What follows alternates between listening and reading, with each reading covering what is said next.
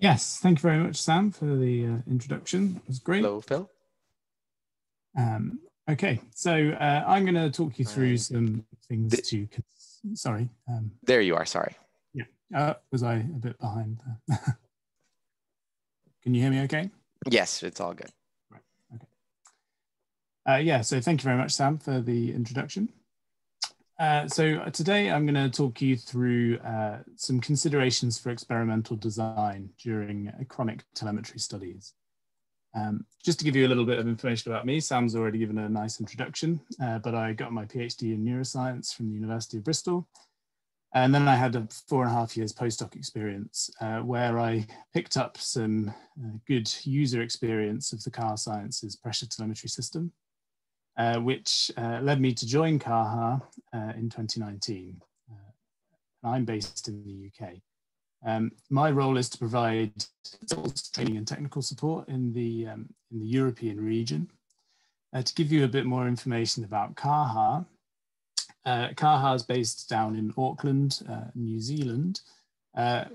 We've been around as a company as Kaha since 2017. However, the telemetry technology has existed for a lot longer than that. In previous iterations of the company were Telemetry Research and Miller, before the telemetry went back to Auckland in 2017. So we've got a range of telemetry products, which I'll give you a bit more information about later for small animal telemetry. We're also in the process of developing some new products at the moment as well. The differences between acute and invasive studies. So what I mean by acute experiments is experiments that are carried out on a single animal each day. So you would take your animal, anesthetize it, and then during that experiment, you would be able to get a considerable amount of data from your animal, be that perhaps direct blood pressure recording, or heart rate measurements, or a range of variables. However, the animals are often anesthetized, and you only get a small time window. So you might get minutes and perhaps up to hours of recording from your animals. So that's represented by A, B, and C being over different days with these short arrows. With chronic experiments, you can perhaps run animals simultaneously, and you can record over multiple days or multiple time windows. So the benefits of chronic experiments are you can perform over an extended period of time, be that weeks, months, or years. You can observe effects in conscious animals without having to consider anesthesia or the effects of anesthesia. And you can account for some physiological variation, for instance, circadian rhythms and estrous cycles if you're using female rats. So to give you some examples of what I'm talking about when I'm talking about chronic physiological data, we're thinking about various pressures, so cardiovascular pressures like arterial blood pressure, ventricular pressure, venous pressure. We are also thinking about biopotentials like sympathetic nerve activity, EEG, EMG, ECG, and some other measurements as well. So when you're thinking about embarking on your chronic physiological experiments, you'll need to think about how you want to collect your data. So for chronic experiments, there are three main options. The first two detailed on this slide. Indirect measurements. So what I mean by that is things like tail cuff plethysmography. So here you've got the rat restrained within this holder, and then you could have put a tail cuff on the rat's tail to measure blood pressure. These can be periodically repeated. However, they're incredibly time consuming. When I was a postdoc, I actually carried out some of these experiments in some small juvenile rats. And the amount of training involved to get the rats to sit still enough to get decent usable data was quite considerable. And the recording time is limited once you do get the rats trained. So you can only record for maybe a few minutes at a time. And you might just get a mean arterial blood pressure value, a single value for the minutes that you record.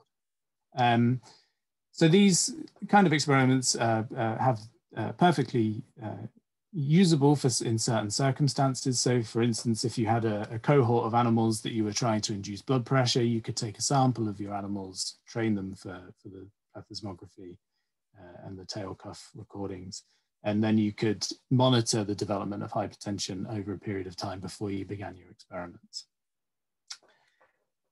Another means of collecting chronic physiological data is with tethering or head mounted. So these are what I term the sort of restraint models or experiments. So these can be repeated over days or weeks. And what happens is that electrodes are implanted within animals. And then you either connect the externalized electrodes to a lead, as you can see in this diagram here, which goes into your data acquisition, or you can get head-mounted units that sit on the head of the mouse and transmit data. As I say, these can be repeated over days and weeks. However, what you do find with these is there's really restricted movement. So you're altering the behavior and the physiology of your animals by restricting their movement. And this may have an impact on your recordings. They can also be prone to infection because you're externalizing electrodes through the skin of the animal. So that's a point for infection to get into your animal. You can see a large number of movement artifacts and an electrical background noise because if you're using a tether, you're basically creating a great big antenna, which is going to pick up any background noise that might be in the room. So you have to worry about Faraday cages and things like that. The recording time is also limited. So in these instances, you're probably only going to be recording from one animal at a time, and a experimenter, a scientist, has to be sat there with the animal all the time during that recording. So they really are quite restrictive experiments, both for the animal and for the researcher. So to introduce the telemetry technology now, telemetry allows conscious, unrestrained experiments to be carried out in freely moving animals. So telemeters are fully implantable, so they're completely internalized within the animal, and they're less prone to infection. And after a short surgical procedure, the animals can return to normal behavior and physiology. There's minimal day-to-day maintenance. You don't have to sit and watch the animals recording the data all the time. You can maybe go in once or twice a day to just make sure that your data acquisition system is working fine. And you can have multiple animals running simultaneously. These are long-term recordings, so you can record for weeks or months if you want to, allowing you to have reduced animal numbers, capture long-term variation in physiological parameters, and observe changes related to physiological state like circadian rhythm or estrous state. So just to go back to this slide, it also neatly summarizes the parameters that you are able to measure with Kaha Science's telemetry systems. So we offer telemetry systems for both rats and mice, so rodents. And as you can see, our rat telemetry system supports the measurement of a variety of pressures, as well as sympathetic nerve activity, tissue oxygen, and biopotential. And mouse telemeters are biopotential only. So that means that you can record EEG, EMG, ECG, and any other biopotentials that you can think of. To give you a little bit more background about the Kaha Science's telemetry system and the benefits that our system offer, with our system, it can really support long-term experiments. So we have used an innovative wireless power technology has removed the restriction of battery life on our telemetry experiments to allow users to record for weeks and months. So over here we see our schematic. So we've got our rat or mouse A, B, and C recording again. So with our telemetry system, there really is no restriction and no need to have the breakup into these small recording epochs. You can record over a long period of time, and you can record data continuously. So the wireless power supports 24-hour, 7 days a week data collection. So this really means that you can collect more data per animal, and that's really useful in studies of circadian rhythms, and particularly if you're looking for pathophysiological spontaneous pathophysiological activity like seizures during epilepsy or arrhythmia. With our system, there's a quick turnaround, so you can record from up to 40 rats and or mice simultaneously. The rat telemeters are designed for reuse, so once you're finished with an animal, you can take the telemeter out, you clean it, sterilize it, and then it's ready for reuse within a matter of hours if you need it to be. And the mouse telemeters are disposable. So these are designed and priced for single use. So once you're done with the telemeter, you can just throw it away. So what this means is there's no costly, time-consuming refurbishment process. So you don't need to worry about sending your telemeters away and waiting for them to come back again. If you need to, you can just crack on with your next round of experiments straight away. We also offer some unique telemeters and unique technology to support your telemetry studies as well. So our unique telemeters are our TR57Y rat tissue oxygen telemeter, which can be used to measure, as it says, brain tissue oxygen or kidney tissue oxygen. We've also got this really exciting brand new product, which is our TR58AB rat oxygenetic stimulation and biopotential recording telemeter. So this is an optic fiber, a telemeter with an optic fiber attached and a blue LED light, which allows stimulation of excitable tissues which are expressing channel rhodopsin. And what we also offer is co-housing mode. So this allows a degree of experimental customization, and I'll go into more detail about co-housing mode a bit later on in the presentation. If you would like to find out more about the Kaha Sciences telemetry system, please register for the Knowledge Centre on our website. The address is down here, kahasciences.com/knowledge-centre. We have a number of resources available on the Knowledge Centre, including previous webinar recordings. And this Telemetry 101 Exploring Kaha Telemetry Systems, which I presented back in March of this year, it gives a really good overview of the telemetry systems. The Knowledge Centre is a service that you have to register for and wait for either myself or my colleagues to approve your access, but it's free to use. And once we've approved your access, you'll be able to log in and view the resources. Okay, so now I'm going to move on to talking about the planning of your chronic experiments and what to consider when embarking on your chronic telemetry experiments. So there are two important things to consider. Firstly, deciding the length of your chronic experiment, and then thinking about sample size and statistical power. So firstly, when you're thinking about how long you want your experiment to be, you have to remember that long experiments are more expensive and give you fewer ends or a smaller sample size at the end of your experiment.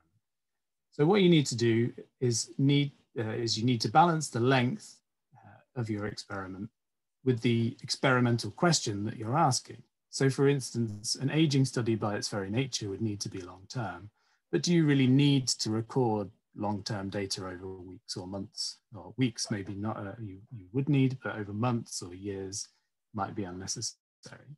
And also, do you need to record continuously for your telemetry experiments? And I'll discuss this in a bit more detail when we're talking about data acquisition later. To summarize, it's a balancing act between the length of your experiment, where longer experiments give you fewer numbers, so a smaller sample size. You require more equipment to run more animals simultaneously in order to get your larger sample size, and you need more resources.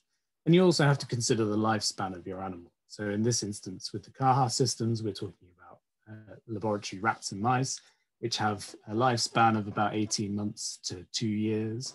So if you're wanting a study that's going to be longer than 2 years, then rats really aren't for you, and you might need to think about using another experimental model. If you're wanting to carry out shorter experiments, you might be able to get much larger sample size and more numbers, but generally you're collecting less data from each animal. So it's a real balancing act to decide the length of your experiment. As I've mentioned, you also need to consider the statistical power of your experiment and what this means in relation to sample size.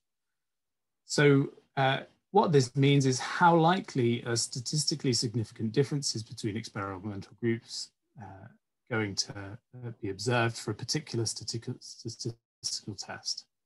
And this depends on a number of functions. So here you can see it depends on sample size, variability of your observations, the size of your effect, and your significance level. So often in physiological experiments and neuroscience experiments, we're talking about a significance level of P being less than 0.05. So in order to achieve that, if you had a large effect, so a big difference between your experimental groups or between your control and your effect, you might not actually need very many samples and very many repeats of your data. However, if you have a small effect, you might need a much larger sample size because you're seeing a smaller difference. And so in order to reach your statistical significance of P being 0.05, you need much larger sample. However, what's more usual in physiology and neuroscience, because of a number of variables at play, is that you might see a variable effect, which may lead you to needing an even larger sample size. So you see a large effect in some animals and a much smaller effect in other animals. And this in itself leads to the question of how do I know which sample size I need when I start my experiment? And usefully, in statistics, there are power calculations that can be carried out. So this will be dependent on the variability that you expect from your observations, the size of effect that you're expecting, and the significance level that you're looking to achieve.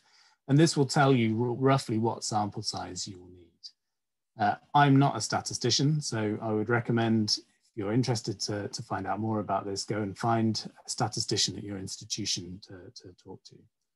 And find some more advice. So to give you a bit of information about how Kaha Science's telemetry systems allow you or help you to judge the length of your experiment and also the variability and sample size of your experiment. Because of the wireless power technology that we use and the lack of there being no restriction of battery life, you can record long-term with our systems. So you can collect more data from each animal and perhaps carry out within animal controls as well. But also you obviously have the option to record for shorter experiments as well. Our system allows improved accuracy and reduced variability. So with our rat pressure telemeters, we use the Miller microtip pressure sensor at the catheter tip to reduce signal attenuation and overall reduce variability. And these pressure sensors are incredibly accurate and allow you to detect small changes in pressure even at low pressure. So that really helps to improve your experiments and reduce variability. We also have high signal quality and reduced artifacts. So you can sample at up to 2 kilohertz with the telemetry system. We offer a high signal to noise ratio because all of your telemeters are grounded within the animal. So there's less chance of background electrical noise. And there'll also be reduced movement artifacts as well. So you can have increased signal accuracy and increased signal quality with the Kaha Science's telemetry to give you reduced variability and perhaps smaller sample sizes as well. Okay, so I'm going to hand back over to Sam quickly for another audience poll. Thanks, Phil. Yeah, so a quick break to let Phil get a drink of water, catch his breath. The second poll that we have is 2 parts. And we'd like to know which physiological parameter recorded from a telemetry implant would be of most interest to you. Which physiological parameter? ECG, EEG, EMG, blood pressure, sympathetic nerve activity, tissue oxygen, temperature, or activity. Since there is a lot of different parameters that you can measure, which is of most interest to you. The second part is, would you be interested in learning more about a chronic implant for optogenetic stimulation of the brain? Yes, would you be interested? Unsure, we can send you more information. Or no, this capability does not apply to you. Just a few more seconds and let fill out an answer. It seems that blood pressure is the most popular choice for parameters to record. So it seems like everyone has submitted an answer. In that case, I will bring back Phil for the rest of his presentation. Thanks, Sam. Right, let's move on. Okay, so the next part of the presentation, we're going to be looking at considerations for data acquisition and data handling. So first thing to think about is choosing the right sampling frequency. In case you're unaware, sampling frequency refers to the number of data points collected per second. This can be written as 2 kilohertz, 2000 hertz, or literally as 2000 data points per second. So in simple terms, the more data points you collect in your data acquisition software, the more accurate your waveform will be. So to take the example of recording left ventricular pressure, the rate of pressure change on contraction of the left ventricle is very fast. So you would need to capture it accurately, you would need to record at a high sampling rate. So this is a left ventricular pressure waveform here. And as you can see, there's a really steep upward deflection on the waveform as the left ventricle contracts. And this is happening really quickly, so you need to record at a high sampling rate. But you don't necessarily always need to record at a high sampling rate. And when choosing the right sampling frequency, you have to consider what data you want to extract from the waveform. So here in this slide, we've got an example of an ECG waveform recorded from an animal at 2000 data points per second. And you can see you have in blue here, you have a really nice ECG waveform with clear P wave, nice QRS complex, and T wave occurring as well. So if you're interested in the dynamics of the ECG waveform and the various individual waveforms that occur, then you might decide that you need this high sampling. However, you could record at a lower sampling rate. So here in green, this is the same signal, but it's been downsampled to 400 data points per second. So this is equivalent to recording at 400 data points per second, 400 hertz. And you can see the shape of the waveform changes quite a lot. The QRS complex particularly has changed shape. You do still see your P wave, and you do still see your T wave. So if you're particularly interested in a P wave, for instance, you might say, well, I can still see the P wave with 400 hertz recording, so that's fine. I'll persist with my 400 hertz. I'll be recording less data, and my files will be a bit more manageable. If in the bottom trace here in pink or purple, if you were recording at 200 data points per second, you can see that the trace has changed considerably. So your QRS complex has changed, but you do still see a nice R deflection. You might be able to pick out a P wave if you're being optimistic, but you'd see no T wave. But this might be useful if you're not interested in the actual dynamics of the waveform for your ECG signal, but you are interested in heart rate. You'd be able to pick out heart rate by the nice R wave deflections that you see. So this might be sufficient for you, and you would be able to carry on your experiment recording heart rate, recording at a low sampling rate. When thinking about acquiring your data and how you handle your data, particularly if you're recording long-term studies from large number of animals at a high sampling rate, you will end up with very, very, very large data files. I'm talking maybe a 24-hour period of 8 animals recording at 2 kilohertz blood pressure. You might have a data file that's a gigabyte maybe. And what this can lead to is problems loading the file and analyzing the file in your data acquisition system.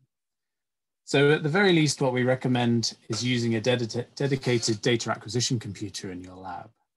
Standard computers that you often find in laboratories just have a dual core processor, so they don't really handle multiple tasks particularly well, particularly if one of the tasks is taking up a large amount of RAM. So what we would recommend is that you have a standalone computer that is purely there for data acquisition. We would also really recommend that you consider how you store your data, particularly backing up your data, but we would also recommend that you think about storing your data and how you break up the files to become more usable for you.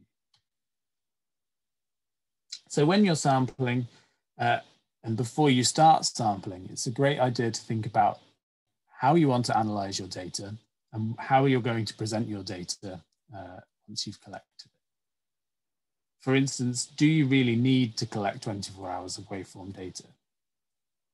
So for instance, if you're recording long-term blood pressure from a large sample size, would you need 24 hours of waveform data when you could take periodic means or schedule your data acquisition software to take short snippets of waveform, for instance, 10 minutes of every hour?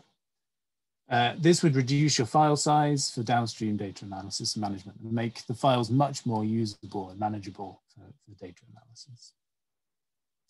By contrast to this, if you're recording EEG to identify seizures, or if you were interested in identifying sleep-wake epochs or something like arrhythmia with an ECG, you might actually want to record all of your signal, all of your waveform over a 24-hour period, because you're looking for these spontaneous events that you don't know when they're going to occur. So what you can do in this instance is have regular file saving set up to reduce file size. So you might want 24 hours of data, but you save a file every 3 hours. So over a 24-hour period, you would end up with 8 files. So this would reduce your file size again and make them much more easily handled.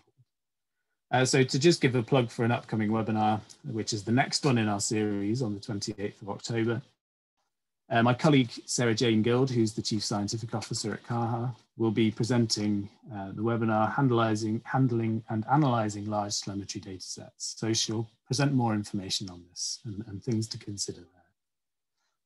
So please do register if you're interested. So just to give you some information about the advantages of the Kaha Sciences telemetry in terms of data capture. What we allow you to do is choose your sampling rate. So we offer a high sampling rate of up to 2 kilohertz, which is ideal for neuroscience applications and left ventricular pressure. But also within this, you have the option to sample and select a much lower sampling rate if you want to. We have flexible data acquisition, so we don't have a one system fits all approach. We don't supply our own in-house data acquisition software. So what this means is that you can either use an existing system that you've got in your laboratory, which has the added benefit of reducing the cost of purchasing the system in the first place, or alternatively, we can supply data acquisition from a variety of companies, and we can advise you on the best solution for your application.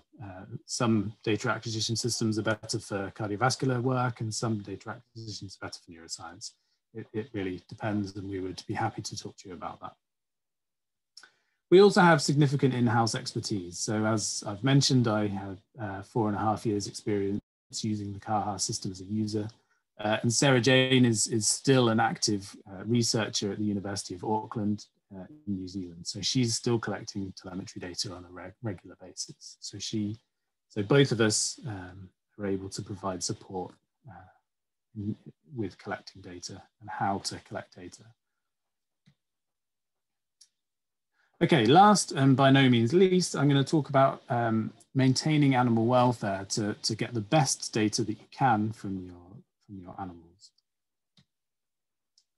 So firstly, we really recommend good surgical practice leads to successful outcomes in your physiological experiments. The choice of anesthesia is very important. And as a general rule, we recommend the use of gaseous anesthetic. And in this case, I've recommended isoflurane. And gaseous anesthetics give a much better plane of anesthesia for a longer period of time. So if you're doing a long surgery, you get a nice stable plane of anesthesia and you're not having to redose with anesthetics. And what happens at the end of the surgery is that the animals tend to come round and recover very quickly from the anesthetic. However, if you use injectables, These are certainly useful for short procedures, maybe up to an hour. You tend to get maybe 40 to 45 minutes of a stable plane of anesthesia before you need to start thinking about giving a top-up dose. An example of this would be ketamine medetomidine as a combination anesthetic. However, if you are doing a long surgery and you're having to redose with injectable anesthetics, you can lead to problems with animal recovery. We also recommend that you follow aseptic technique. So this is clean surgical technique, like you would expect to see certainly in a hospital or even a veterinary practice. And we have a lot of information on the on the Kaha Sciences Knowledge Center, again, with surgical videos showing a variety of techniques for surgery and information on implanting a variety of telemeters. So please register for the Knowledge Center and take a look at those videos. We also recommend that you provide your animals with analgesia and antibiotics. So analgesia is pain relief, be that an opioid like buprenorphine or an anti-inflammatory. And what this does is just help the rat or mouse who, when they've had a telemetry implanted, is effectively quite major surgery for them. So it helps them to recover post-surgery. And then during the recovery phase after surgery, we would always recommend that you give fluids. So that's a subcutaneous injection of saline. You can provide follow-up dosing of your analgesic and antibiotics. And you can also provide treats as well. Treats are things like that a rat or a mouse would find highly nutritional and highly tempting, because after surgery, there can be a suppression of appetite. So the sooner that they start eating post-surgery, the better. You wouldn't necessarily want to give them treats throughout your experimental procedure, but certainly in the days preceding surgery, it's a good idea.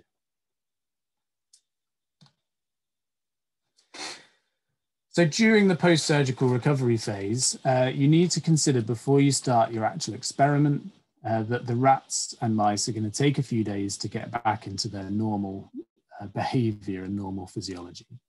So if we're thinking about circadian rhythm, immediately following surgery, you don't see the regular cycling of heart rate and blood pressure that you would expect under normal circadian influence until about 7 days after surgery, once the rats are fully recovered, or mice. You also have to consider, if you're using female rats, that there will be an effect on estrous state as well.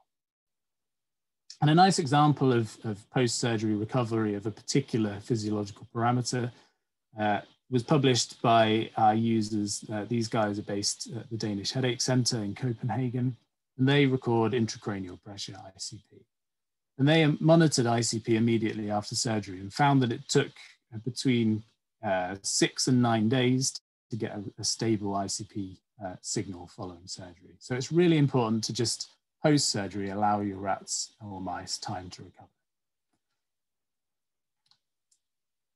And so to give you an example of an experimental timeline, if you were to implant your telemeter on day 0, you could begin your recording, but probably for up to 7 days as a minimum following surgery, you need to allow for recovery.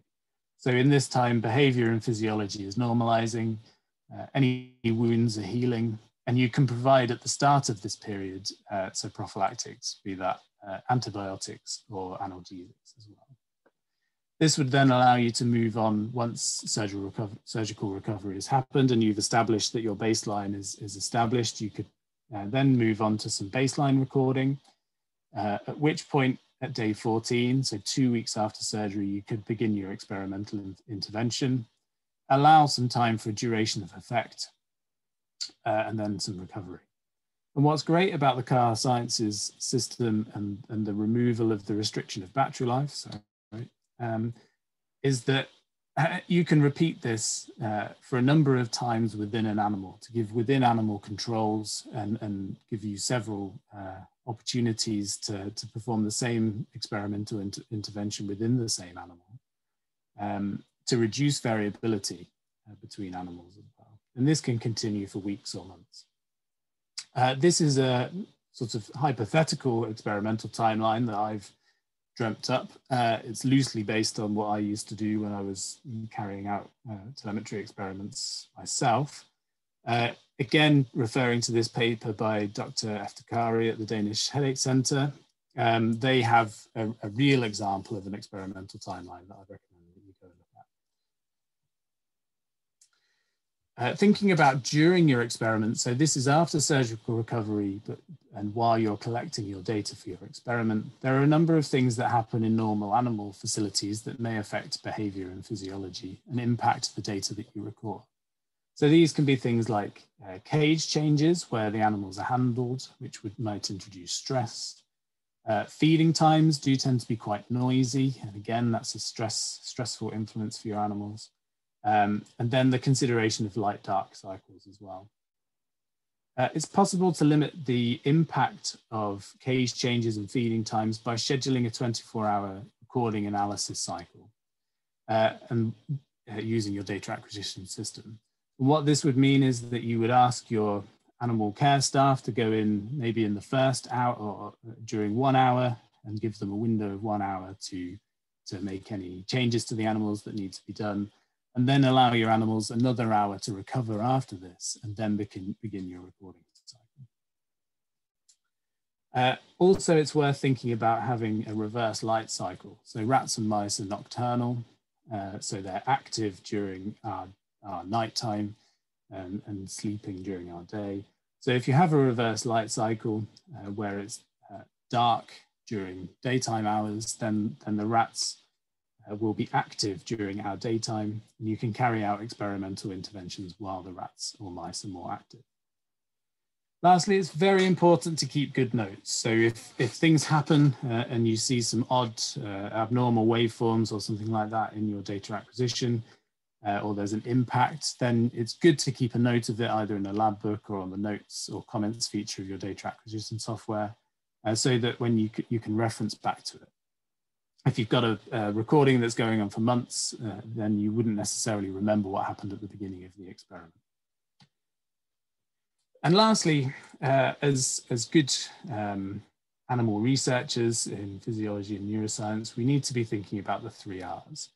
And with Kaha Sciences telemetry systems, we can introduce both reduction and refinement to your telemetry, chronic telemetry studies.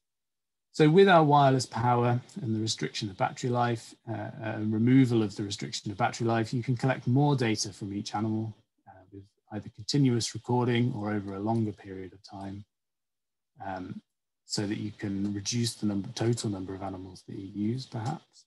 You can increase accuracy and fidelity thanks to the Miller microtip pressure sensor on our pressure telemeters and the 2 kilohertz sampling rate. So this will reduce variability between your experimental groups. And then lastly, you can improve animal welfare. So there's a lot of data to show that singly housed telemetry animals produce different data to those that are co-housed with a cage mate. And with the Kaha Sciences system, we have a co-housing mode feature, which allows you to record from 2 implanted rats housed together in the same cage. So this significantly would improve animal welfare. And there's a lot of data to show that there's differences in various physiological parameters between singly housed and co-housed animals. And also using this feature, you can customize your experiments for a unique application. So you can implant 2 telemeters in 1 large rat over 350 grams to record up to 4 physiological parameters. So here, this trace, we have an example of a rat that was implanted with a dual pressure telemeter to measure mean arterial blood pressure, intracranial pressure, and then also our TR57Y oxygen telemeter to measure brain tissue oxygen. So this data is all recorded simultaneously for 1 animal. So this is a real refinement of a study to allow more data to be recorded from a single animal. Okay, so just to summarize, I've given a brief introduction into Kaha Sciences telemetry and why you might consider telemetry experiments in the first place, and chronic telemetry experiments. I've given some information on how to, and advice on planning the length of experiments and sample size and what to consider when you're thinking about those things. provided an outline on data acquisition and handling, particularly thinking about sample size and how you want to collect your data so that you've got usable, manageable data at the end. And I've talked about the importance of good animal welfare and good surgical technique to give successful outcomes. And lastly, with Kaha Sciences, you can incorporate reduction and refinement into your telemetry experiments. So just to reiterate on what Sam said at the beginning of the webinar, we've got some more webinars coming up in the near future. So in a few weeks' time, on the 28th of October, Sarah Jane is going through handling and analyzing large telemetry data sets. Then we've got a customer webinar presenting some data from a paper on the 4th of November. Then Sarah Jane's back to introduce our tissue oxygen telemeters. And then lastly, on the 2nd of December, it's me again to give some tips and tricks for successful rat blood pressure telemetry recordings. And all of this information can be found on the Syntica website. So now's the time to start typing your questions into the Q&A. If a question comes to you after the webinar, please register for the Knowledge Centre where there's a lot of information to be had. And you might be able to answer your question there. Otherwise, for general inquiries and pricing, contact sales@kahasciences.com or sales@syntica.com. And for technical or scientific inquiries, contact support@kahasciences.com. Okay, so that's all from me. Time for some questions. Thank you, Phil, for those tips on using telemetry for chronic studies. As Phil mentioned, we'll be using the rest of this time to answer some questions. So I'm encouraging everyone to submit questions and know that all the questions that are asked, we will prepare a transcript and make that available. So Phil, during your presentation, a couple questions rolled in. First one that someone asked was, how long would you recommend giving analgesia and antibiotics during post-surgery recovery? Sure. So it's really based, or it needs to be based on the animal's behavior and physiology following surgery. So probably for a minimum of 1 or 2 days post-surgery, I would recommend giving analgesia and antibiotics as well. And obviously, if the animals are beginning to recover quite quickly and looking quite healthy and their behavior has returned to normal, then I would recommend weaning them off the analgesia fairly quickly so that you can establish your experimental baseline. And hopefully you won't need to dose for too long following surgery. It's also important to discuss with your local veterinarian at your institution who will be able to give you some advice as well. But you can't have experiments going on or your surgical recovery going on forever. You need to begin your experiment at some stage. So 1 or 2 days as a minimum starting point would be a good place to start.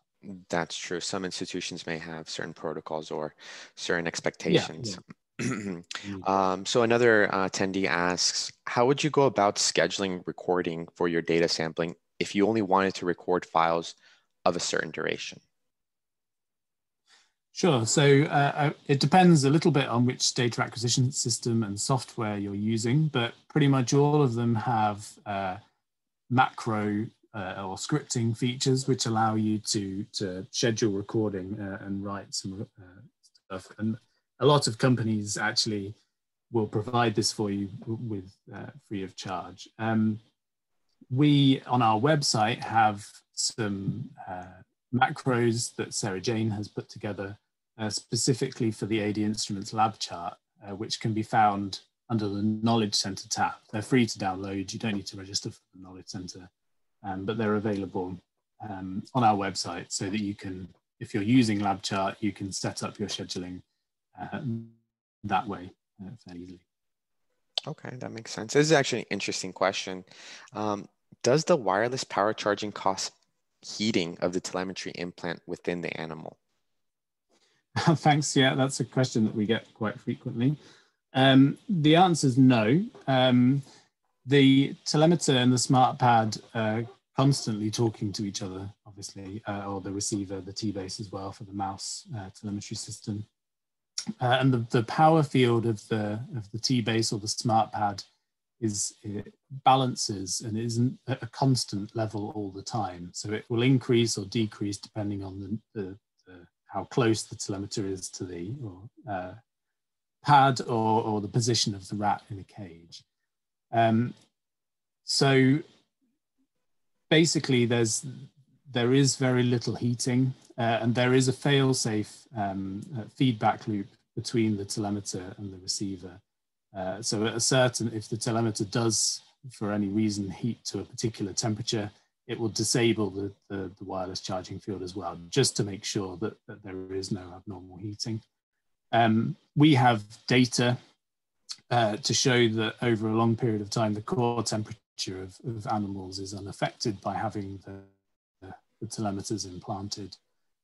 So I'd be happy to share that with anybody who wanted to see it. Okay, interesting. We mentioned optogenetic telemetries in one of our poll questions.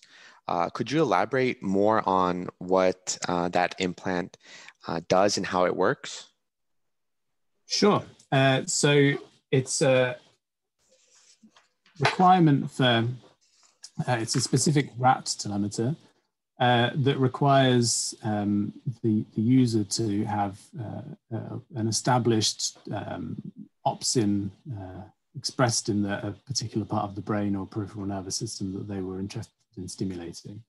The telemeter itself has an optic fiber, which is about 25 centimeters long, I think. So it can be implanted, the telemeter body will be implanted in the abdomen and the fiber channeled to wherever you need it and implanted in the brain, for instance. It has blue light stimulation at 460 nanometers with a maximum stimulation intensity of about 48 milliwatts per millimeter squared. So what you'll be able to do with the configuration software that we have is set a stimulation train and feed this into the telemeter through the configuration system. And using the wireless power, this will support long-term stimulation of your opsin and your channel rhodopsin in your area of interest using the optic fiber. The telemeter also will have also has biopotential recording function. So the idea is that you may be able to stimulate in one part of the brain and then record an EEG signal or an EMG signal to assess the effects of your stimulation, your optogenetic stimulation as well. It seems like a very interesting application and a new novel implant. Another question that came in, and I guess it can vary, but what is the life expectancy of one of the Kaha telemeters? So it depends on the telemeter model, and it also depends a little bit on the duration of each implantation. But we recommend that customers should get around 4 uses out of each telemeter. As I say, it depends on the application and it depends on the telemeter model slightly, but 4 or 5 uses is common for most customers. And I'm sure if anyone has any questions about that, we would be happy to answer that. Another question, I don't know if you might have an answer or in your studies, is there a certain model or perhaps a gender of mouse or rats that's more popular in chronic studies? I know sometimes there are certain applications that determine the age, size, but would you say that there's a common model or sex to use? That's a good question. It really depends on your experimental question. So when I was recording blood pressure from my rats, I had an interest in hypertension, so I was using the spontaneously hypertensive strain as well as the Wistar-Kyoto strain of rat as their control. I know a lot of people do studies, long-term studies in Sprague-Dawley's as well as a strain. And in terms of mice, it's a long time actually since I've used mice, but so I can't really comment on those. But maybe, yeah, I wouldn't know. But it really depends on the experimental question. So for instance, in my PhD, I was using mice, but I needed specifically to use, for the question that I was looking at, I needed to use a strain called Baupsies. But I think they're slightly less common. So yeah, that's true. And I'm sure if anyone has a specific question on an animal model or any of that, we can definitely address that. Looking at the time, Phil, in order to make sure that we finish on time, I'm going to wrap it up. And we've reached basically close to the 60-minute mark, so we want to be respectful. We will make sure to answer any outstanding questions privately with anyone waiting for a response. And we will also publish a written transcript of all questions and answers from this session. Again, Phil, I'd like to thank you for your insightful talk, and I'm hopeful that everyone walked away satisfied that we met their learning objectives today. And we highlighted a couple things. We highlighted the benefits of chronic over acute studies, providing guidelines on how to decide the best sample sizes and the lengths of experiments. We shared some basic tips for data acquisition and handling, and we offered suggestions on how to maintain high animal welfare standards and contributions to the 3 R's of animal research. So please feel free to reach out to us directly or to Phil with any questions about what was presented today. And as a reminder, our next session is titled Handling and Analyzing Large Telemetry Data Sets, and it's scheduled for Wednesday, October 28th, 2020, where Dr. Sarah Jane Guild will discuss, amongst other things, how can scheduling of data acquisition be used to reduce the amount of data collected while still ensuring the physiological changes are accurately captured? Using macros to automate data acquisition and file saving to keep file sizes manageable. And lastly, automatic processing of data files using macros to perform basic analysis quickly and easily. Thanks again to everyone for taking time out of your day to attend our session. We look forward to seeing you at one of our upcoming events. Have a great day, everyone.